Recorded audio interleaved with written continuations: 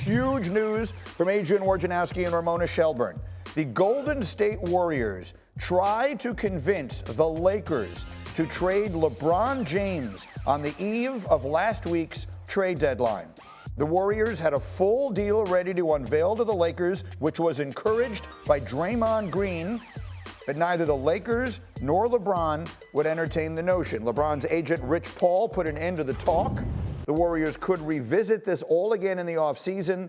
LeBron has a $51.4 million player option for next season. And Monica McNutt, good enough to come racing into our studio with update. And we've got Windy with us as well. Gets up early with us out in L.A., where he's busy doing NBA Today. All right, Windy, fill in any blanks for us here, because this obviously, the notion that we may have been close to Steph and LeBron teaming up is extraordinary. Yeah, I think there's two different ways to look at this. Obviously, if you're a fan, your initial reaction is going to be to dream about the concept of LeBron and Steph playing together. I don't think that was ever close to happening, but I think it does show that there was a lack of information.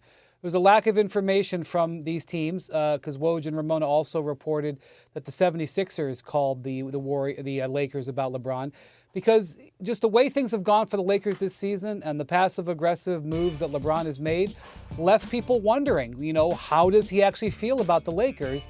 Where is his head at about them going now and going forward? And he gave an emphatic, I'm committed here. And, Rich Paul went on the record publicly last week saying he's not going to be traded. And that's why I think, Greeny, the Lakers were probably okay going to LeBron and Rich Paul with this opportunity because they wanted to find out where LeBron was too.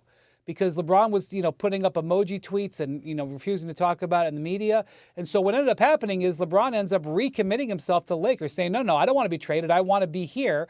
And then the Lakers don't do anything at the deadline. I think those two are related because they operated knowing that LeBron was solid. Now, where LeBron might be in the summer, when, by the way, Philadelphia is going to have max cap room, that's a different conversation. But I actually think this was more about checking in on an information void than it was about a trade that actually could happen. Monica. I laughed when I saw this highlight. This is hysterical. It is fantastic. It's hysterical. It is the thing that has made the NBA the juggernaut and the entertainment source that it is. It makes complete sense. The two were just gushing over one another Saturday night on ABC not too long ago in terms of their ability to sustain this level of greatness at this point in their careers.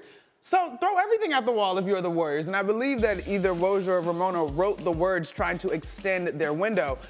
It makes sense. There are not too many other places that I think actually have the caveat that you might even take this seriously. And obviously, as Wendy just pointed out, LeBron ultimately put it to rest. But I love it. Why not? Yeah, and LeBron and Draymond, we saw them together at the Super Bowl. It's well known those guys are good friends. No one loves the hoops more than our buddy Marcus Spears, so I wanted to keep Swagu in this. Just imagine for a moment, Marcus, however close we actually were to the idea of LeBron James and Steph Curry, the defining players of their generation, teaming up.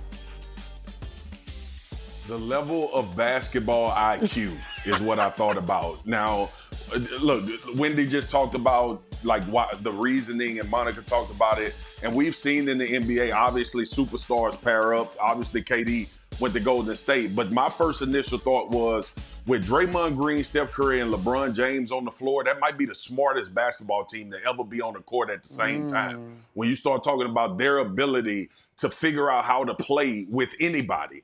And Steph running 700 miles a game and the pinpoint accuracy that Draymond already gets him the ball with, but now you add LeBron to that, who wants to be a facilitator. So I had all kind of dreams and butterflies and hearts going off. It's Valentine's Day, but I don't want to see it in all reality. I wouldn't want to see it happen. I would want to see it in a league in the summer. I would love to see them play together.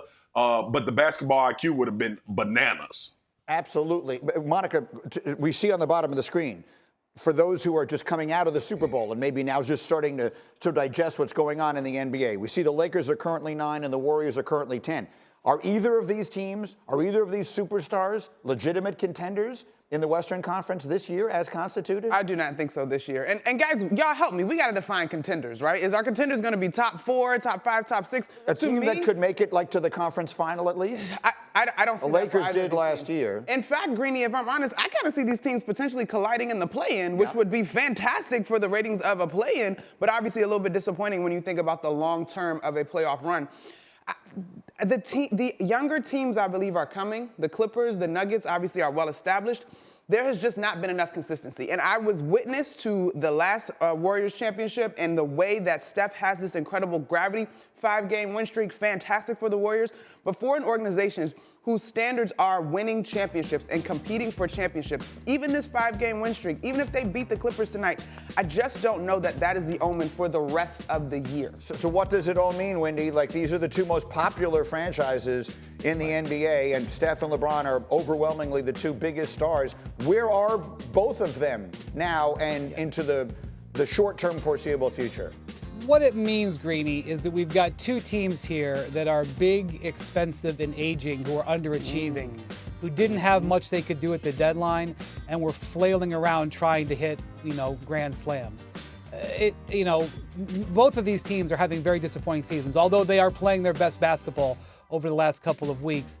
And I just think it is more interesting this summer when LeBron can be a free agent and the Warriors will have some flexibility. I will just say, LeBron has a $51 million player option for the Lakers. I do not see LeBron playing for less than $51 million, or maybe a little bit if he renegotiates a little bit. The idea that LeBron's going to go play somewhere for $1 million or $2 million, that's not going to happen. So when you go to the trade machine and try to compute it and have fun with this, which you should do, that's part of the great thing about being an NBA fan, just know that. And also know LeBron wants to be and is a Laker and would prefer it stays that way. And that's what was verified by this this lack of, there's no transaction.